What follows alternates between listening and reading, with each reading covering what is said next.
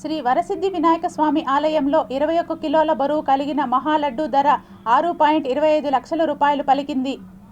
శ్రీ స్వామివారి వార్షిక బ్రహ్మోత్సవాల్లో చివరి రోజు తెప్పోత్సవం సందర్భంగా శ్రీ స్వామివారి మహాప్రసాదం 21 కేజీల లడ్డూలను వేలం వేశారు.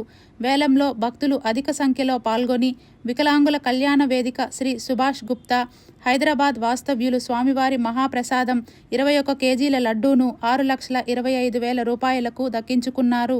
ఈ కార్యక్రమంలో స్థానిక శాసనసభ్యులు డాక్టర్ కలికిరి మురళీమోహన్, దేవస్థానం ఈవో శ్రీ పెంచల కిషోర్, ఏఈఓ రవీంద్రబాబు ప్రసాద్, దేవస్థానం అధికారులు, స్థానిక నాయకులు తదితరులు పాల్గొన్నారు.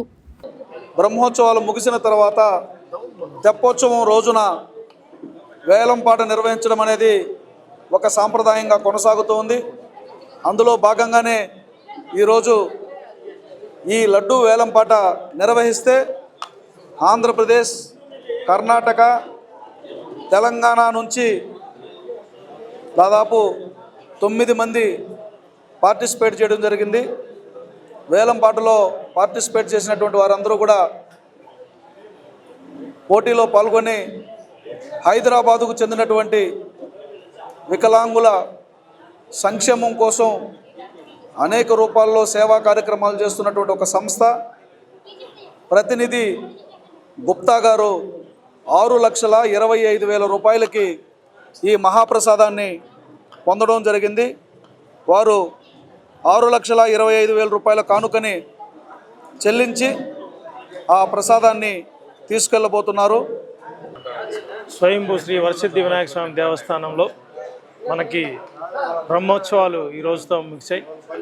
వినాయక చవితి 27 ఆగస్టు నుంచి కూడా మనం ఈ బ్రహ్మోత్సవాలు ప్రారంభించుకున్నాం. ఈ బ్రహ్మోత్సవాలకి గౌరవ ముఖ్యమంత్రి గారి ఆదేశాల మేరకు దేవాదాయ ధర్మాదాయ శాఖ మంత్రి ఆనం రామారెడ్డి గారు మన స్వామివారికి పట్టు వస్త్రాలు సమర్పించడంతో ఈ కార్యక్రమాలన్నీ మొదలయ్యాయి. అప్పటి నుంచి కూడా వినాయక చవితి నుంచి కూడా ఈరోజు వరకు కూడా మా వెంట ఉండి ఎమ్మెల్యే గారు, స్థానిక ఎమ్మెల్యే గారు మురళీమోహన్ గారు మాకు సూచనలు, సలహాలు ఇచ్చి ఈ కార్యక్రమాన్ని విజయవంతం చేశారు. అదేవిధంగా జిల్లా కలెక్టర్ గారు, ఎస్పీ గారు మాకు ఈ దేవాలయంలో జరిగే ఈ ఉత్సవాల్లో ఎటువంటి ఆటంకాలు జరగకుండా ఉండడానికి జిల్లా యంత్రాంగం నుంచి జిల్లా స్థాయి అధికారులందరినీ కూడా ఇక్కడికి పంపించారు.